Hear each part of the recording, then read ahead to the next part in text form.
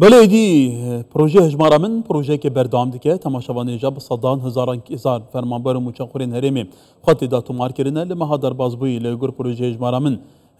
150,000 کسان برای وی هجماری بگومان موچخور گید آزاد دوست کی شارزه یاسایی اول سلیمانی گل مکای کزا داماتا باش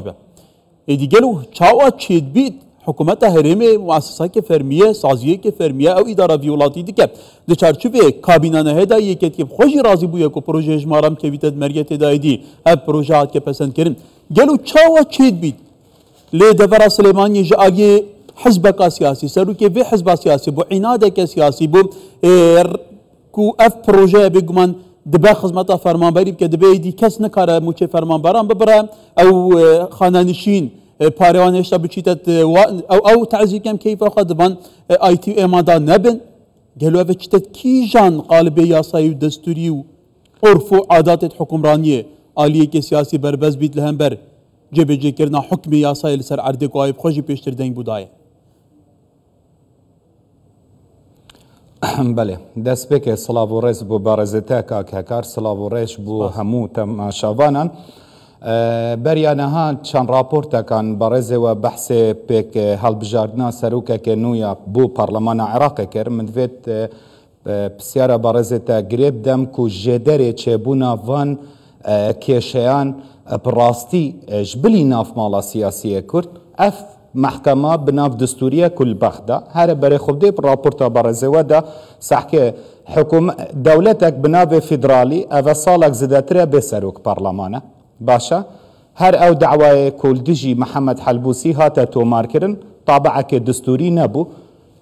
نها زين برسفا بارزتا دا جبر هنده قصد من الوردات شبو جدر دروزبونو تقدانا ناف مالا سياسية كرد هرما كردستاني اف محكمة دستورية كل بغدا ليكي سبب اجل كي سبب كي وجدانا بمحكمة بله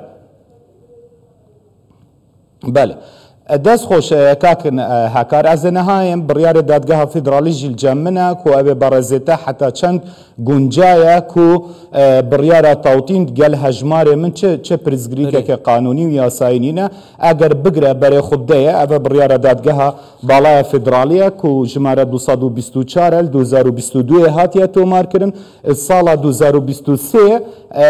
درجة قطعي ورگرد البرگاه دست بيكي دا يا اليكا دا ادبجتن هر دو داخاز للسركري حكومة ريما كردستان و حكومة بغداد ملزم بتوطين كردنا موچين همو وزارتان خان النشينان اوه نويساي اجبلي هنگه اوت مفاجئ شبكة حماية اجتماعي لهريما كردستان الأخير دا تشد بجتن على جميع المصارف يعني بنك تابعة لمدة عليه الأول يعني سروك وزير هريما كردستاني وسروك وزير عراقي كو آسانكارين بكن بشين موچخور موچين خل جي خدا ور بگرن بريكا وان بانقان باشا كو اش بنكة مركزية عراقي CBI مولات هنا اي باشا تو فيغافي هجمارا من كاكاكار ام بحث بريارة دادگاه بالاي فدراليت كان يعني من دسبيكي قوتي اف محكمة بخو هندا كيشا بو هريما كردستاني تشيكري بسيارة برزتا باشا بو حزب السياسي هريما كردستاني برسا توطيني عن هجمارا من بكنا برسا كي سياسي بداخل لبانگشيا هالبجاردنا بكار بينن تني اوكو نرينا من جالية دستوري واگر بري خبداني و اوه مزايدة سياسي جيد كان براستي بين بريارة توطين اوه جماروي 224 كاسحكاني چه خرقه كياسي بلي كواتا كاكاسات چند باغ الهريما كردستاني اواتو بيجين فيتي طبعا كي دستورية هي ياساية هي دي پروژه که بردام دیگه جگرا سروی که لجنه دارایشی لپارلمان عراقی دی بجاف پروژه بردام دیگه که واتا گلو تو نبینی اول هم بروی پروژه تکرد حتی پروپاگاندایی که مدگای حتی کسک برپسه که حزب خطرات کن مای که خل وراخی وراخی هدد بس دا رای گشتی آزرین دیجی پروژه گلو تو بینی فعلا بس به چیت چارچوب مزایده که سیاسی گلو خدمت اکید کن مای که مزایده سیاسی جبید ما صراع سیاسی بسروی اساسیه كاكي هكار من اماجه بريارة توطين دا يعني جمارة 224 وموحدات 260 اف بريارة كو توطين محكمة دستوري الهرما العفو العراق دا دركر بشتي هنجي اول 2023 درچو هرب خو الهيفا حفت 2024 محكمة اتحادي وكي چاوار رون كردنك دركر هيفا حفت 2024 قوتي وكي كأنه هجمار من يعني هر بانقا كل هرما كردستاني مولاتا بد اش بانقا مركزية عراقي CBI يعني TBI يعني هر منافذة اتشيتن نرينا منو افا واقع قانوني دستوري جي اصلا هجمار من تمام كريه عمليات توطينه بيرفينا كد وكي برزتا كواتا اول سليمانية تتاكرن كتا تشارچو بداخل نافمالا سياسية بله عفو اول كل سليمانية تتاكرن هاول ضدن ايدي مجارة توطينه فان فورمان بزوري بفرمان بران بيتا بركرن ايدي هجمارا من رد بكن قالوا افا بو تويل سليماني جالبته تبخيري فيروش كاكا توزاني بله كاكا توزاني الدستور العراقي تبحث مؤسسات الدستورية قانوني بكي العراقي اگر بري خبدي المادة ايك الدستوري العراقي بحث السيستما فيدرالي دكات فيدرالي بناوي خدا يعني دا بشكردنا دا صلاة السياسية دارائية دنفبرا بايتخت كو حكومتها فيدرالية دقل هريما طبعا دستور العراقي خو نقول يا بس هريما كردستان ريك ندان هندا هريما ديجي بيتا بيكاني بيكاتيا جي بايتختك او اقاليم والقل باريزقهان ودقل ادارات محلي افا ماده 116 دستور العراقي دبيجتن كواتا تو بي اگر راستوخو برسكي هوصا برسا موچي بنيري نامن يعني اگر بري خبدي